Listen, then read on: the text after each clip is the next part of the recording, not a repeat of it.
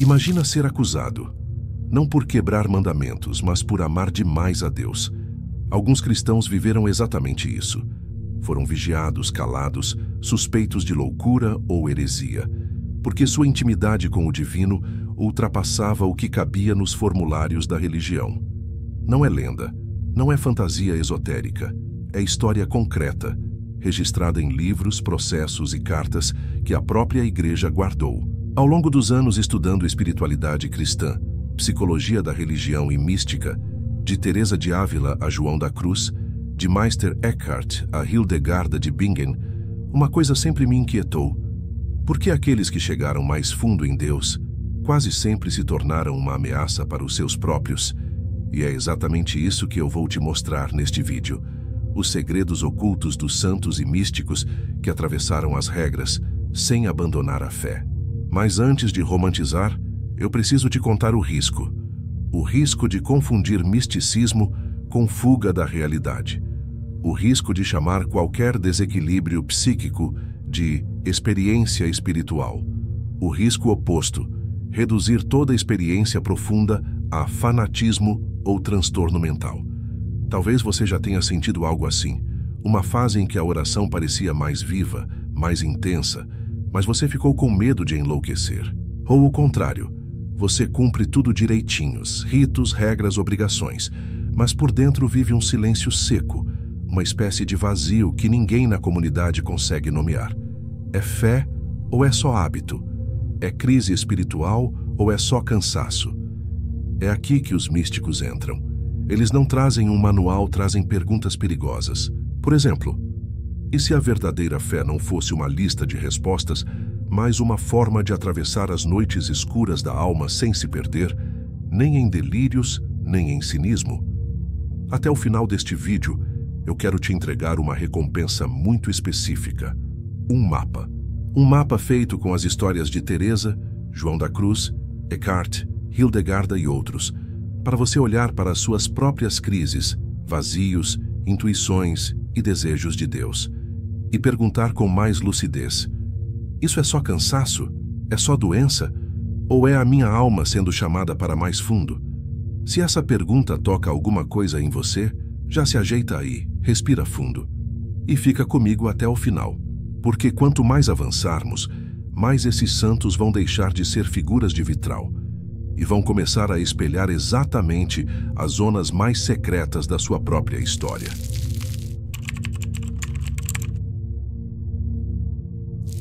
Vamos direto ao ponto. Misticismo cristão não é magia, não é adivinhação, nem experiências extravagantes fora da realidade. Misticismo, na tradição cristã, significa a experiência direta de Deus, uma relação tão íntima com o sagrado que às vezes parece perigosa, porque não cabe em fórmulas prontas. A palavra vem do grego miein, que significa fechar os olhos. Fechar os olhos não para fugir do mundo, mas para enxergar o que está por trás do que vemos todos os dias. Desde os primeiros séculos da Igreja, os místicos afirmavam algo ousado, que não basta saber sobre Deus, é preciso saborear Deus. E isso sempre incomodou muita gente. No século VI, Pseudo-Dionísio Areopagita, autor da obra Teologia Mística, escreveu que Deus não pode ser capturado por conceitos, nem explicado em palavras. Ele ensinava a via negativa, um caminho do silêncio onde dizer menos revela mais. Ele afirmava: para encontrar Deus, abandone até mesmo a ideia de Deus. Mais tarde, Gregório de Nissa afirmou que a caminhada espiritual é infinita, uma busca sem chegada, onde a alma cresce justamente ao entrar na escuridão que não consegue compreender. E é aí que o misticismo assusta, porque ele não cabe na lógica do controle religioso, nem na lógica fria do racionalismo. Ele exige confiança, entrega, vulnerabilidade, e isso ameaça sistemas que preferem previsibilidade. Talvez você já tenha experimentado algo assim. Um momento em que sente algo maior que você, numa oração, num luto, num encontro, numa música, numa paisagem, e por alguns segundos tem certeza absoluta de que algo sagrado tocou sua alma. Mas depois você se cala, com medo de que te chamem de frágil, fanático ou louco. A verdade é que a linha entre experiência mística e desequilíbrio psicológico é delicada. E é por isso que precisamos estudá-la com seriedade e humildade, não com rótulos rápidos. E isso nos leva a uma pergunta crucial, que os místicos lançam como uma flecha no coração. O que é mais perigoso? Uma fé sem experiência ou uma experiência sem discernimento? Quem tem medo de silêncio?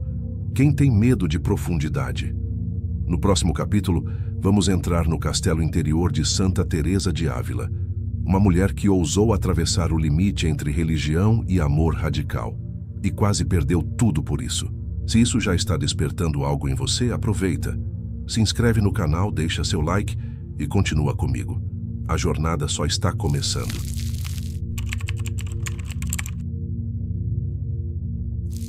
Imagine viver em pleno século XVI, ser mulher, teóloga, mística e ainda desafiar os limites da própria igreja.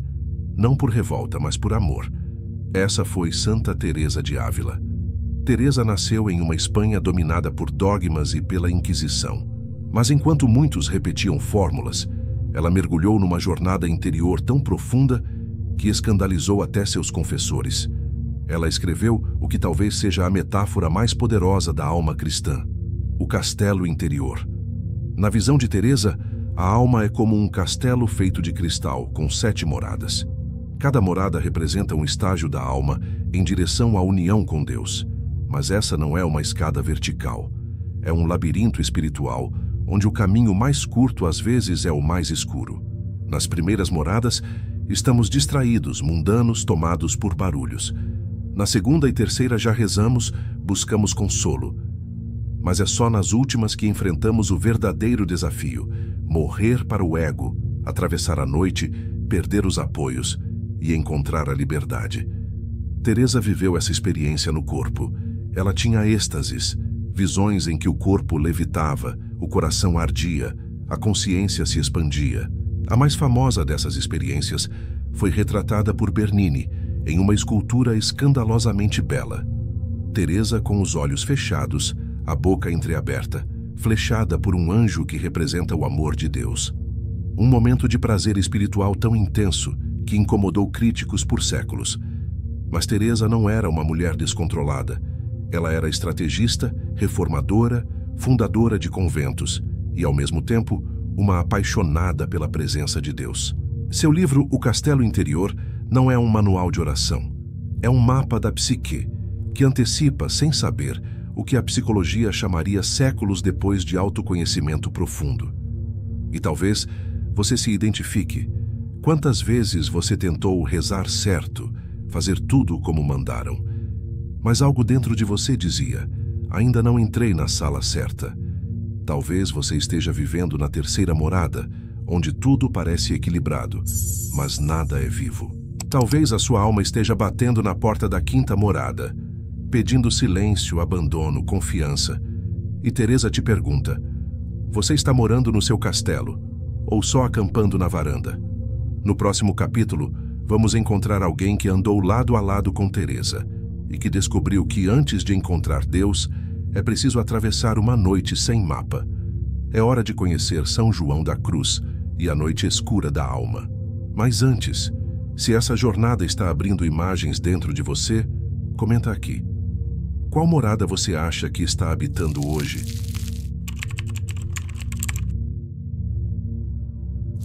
Enquanto Teresa falava do castelo, João da Cruz mergulhava nas sombras desse mesmo castelo. Ele foi preso por seus próprios irmãos da Ordem Carmelita. Trancado numa cela escura, minúscula, sem missa, sem livros, sem voz, ele encontrou algo que ninguém esperava: Deus, no silêncio absoluto. Ali nasceu sua obra mais conhecida, A Noite Escura da Alma. Mas atenção, essa noite não é uma metáfora para tristeza qualquer. Não é só melancolia nem depressão comum. É uma travessia espiritual, onde todas as luzes se apagam. E tudo o que antes parecia sagrado, os rituais, as palavras, até as imagens de Deus, deixam de funcionar. João fala de 2 noites. A noite dos sentidos, onde os prazeres espirituais desaparecem. Você reza e sente nada, canta e parece vazio. Aquilo que te alimentava espiritualmente vira pedra. E depois vem a noite do espírito. É mais profunda. Não é só que você não sente, é que você começa a duvidar se Deus está ouvindo. Ou pior, se você mesmo ainda sabe quem é. Essa noite, segundo João, não é punição, é purificação. É como se Deus estivesse limpando tudo aquilo que parecia fé, mas era só apego. Deus desmonta a alma para reconstruí-la de outro jeito. Talvez você já tenha vivido algo parecido. Uma fase em que tudo perde o sabor. Você continua tentando, na oração, nos estudos, no trabalho, mas sente que o mundo ficou opaco. As pessoas dizem, é só uma fase, vai passar, mas dentro algo grita, estou me perdendo. E João diria, talvez você esteja se perdendo, exatamente para se encontrar. Ele escreve com poesia, com dor e beleza. Para vir a saborear tudo, não queiras ter gosto em coisa alguma. Para vir a possuir tudo, não queiras possuir coisa alguma. Para vir a ser tudo, não queiras ser coisa alguma. Difícil, né? João sabia, mas também sabia que apenas quem se desapega da luz falsa consegue ver a aurora verdadeira. No próximo capítulo, vamos ouvir alguém que foi ainda mais radical. Um pregador que dizia que até a imagem de Deus precisa morrer para que Deus possa nascer verdadeiramente dentro de nós. É hora de encontrar Meister Eckhart. Mas antes, comenta aqui embaixo. Você já viveu uma noite escura da alma? Como soube que não era só tristeza? E se esse vídeo está ecoando algo dentro de você, compartilha com alguém que está em silêncio demais. Pode ser que essa noite que parece fim seja só o começo de uma outra visão.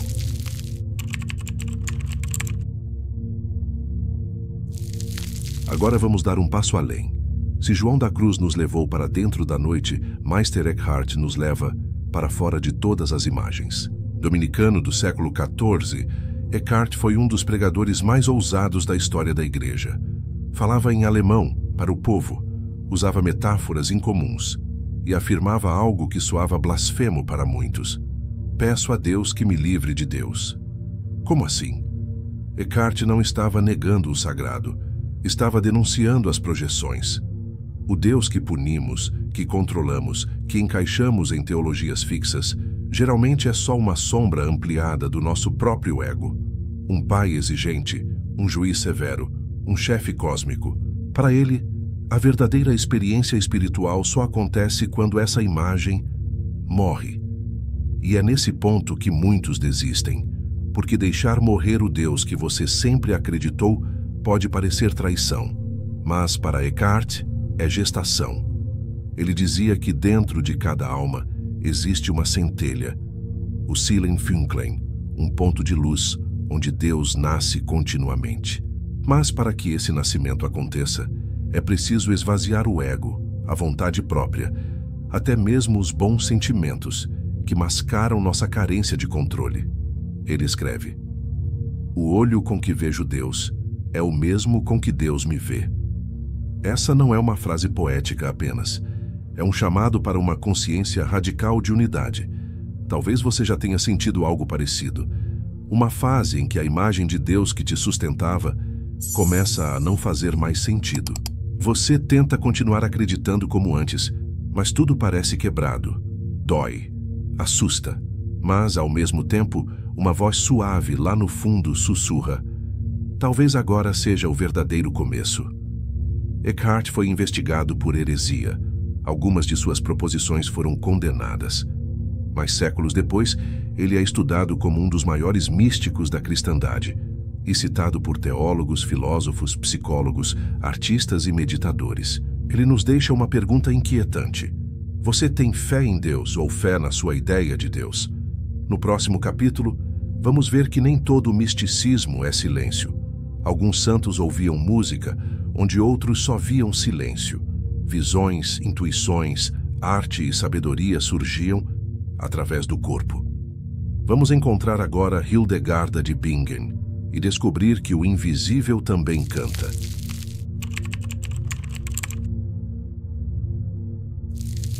Se Teresa caminhava pelos corredores da alma e João da Cruz atravessava noites, Hildegarda de Bingen via. Via cores onde só havia sombra. Via sons onde todos escutavam silêncio. Via o invisível e escrevia. Monja beneditina do século XII, Hildegarda foi muito além do claustro. Compositora, teóloga, médica, profetisa, poeta. Ela dizia que recebia suas visões desde criança, mas só começou a registrá-las depois de ouvir um chamado divino insistente, acompanhado de dor física e doenças misteriosas. Sua principal obra, Cívias, Conhece os Caminhos, é um verdadeiro atlas místico, repleto de imagens cósmicas, mandalas espirituais, círculos de luz e figuras simbólicas que ainda hoje causam fascínio. Mas o que mais impressiona em Hildegarda é sua visão integrada. Corpo, mente, alma, natureza, música e espírito eram um só organismo. Ela não fugia da carne, ela a santificava. Para Hildegarda, o corpo era um instrumento que vibra quando Deus sopra. E se o corpo adoece, é porque a alma está desafinada. Por isso ela compunha melodias, muitas delas ainda são cantadas hoje, e dizia que através da música a alma se alinhava com o Criador. Ela acreditava que a criação inteira é uma sinfonia e que cada pessoa carrega dentro de si uma nota essencial. Talvez você já tenha sentido isso. Um momento em que o corpo sabe algo antes da mente. Um calafrio. Uma dor que não tem explicação médica. Uma emoção que vibra quando você escuta uma canção. Como se alguém, sem saber, estivesse cantando a sua alma. Hildegarda nos ensina que o invisível também tem som. E que o caminho espiritual não precisa amputar o corpo, ele precisa ouvi-lo. Ela nos pergunta, você escuta a canção que sua alma quer cantar, ou só o barulho do mundo lá fora? No próximo capítulo, vamos ver como esses místicos enfrentaram não só o silêncio interno, mas também o barulho das instituições que tentaram calá-los. E você vai perceber que, muitas vezes, a santidade começa onde a obediência cega termina.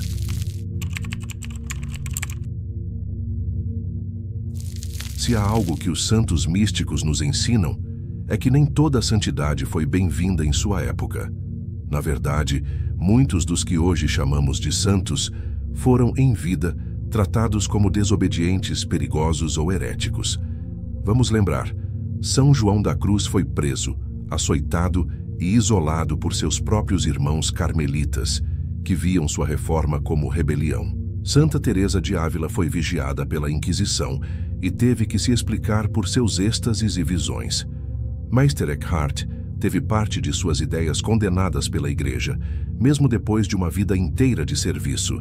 E talvez o caso mais trágico, Marguerite Porete, autora de O Espelho das Almas Simples, que foi queimada viva por se recusar a renegar seu livro, um tratado profundo sobre a alma unida a Deus.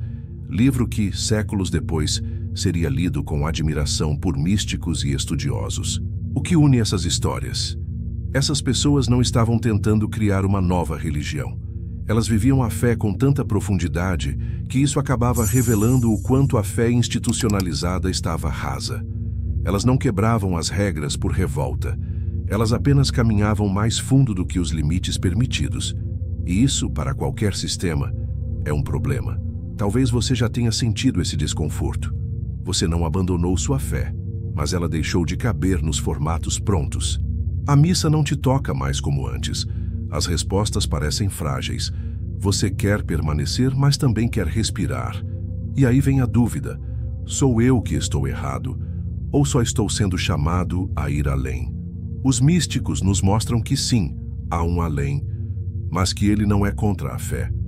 Ele é dentro dela, como uma chama que arde sem consumir.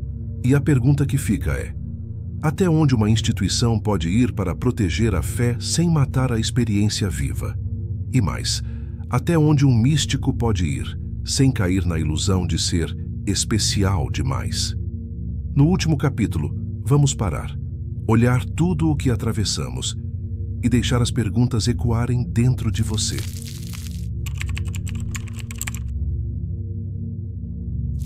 Chegamos ao fim dessa travessia. Mas, como os próprios místicos nos ensinam, fim não é conclusão, é convite. Teresa te levou para dentro. João te levou para o escuro. Eckhart te levou para o vazio. Hildegarda te mostrou que o invisível canta. E todos eles, de formas diferentes, te colocaram diante da pergunta que nunca será respondida por ninguém além de você. Qual é a sua forma de encontrar Deus?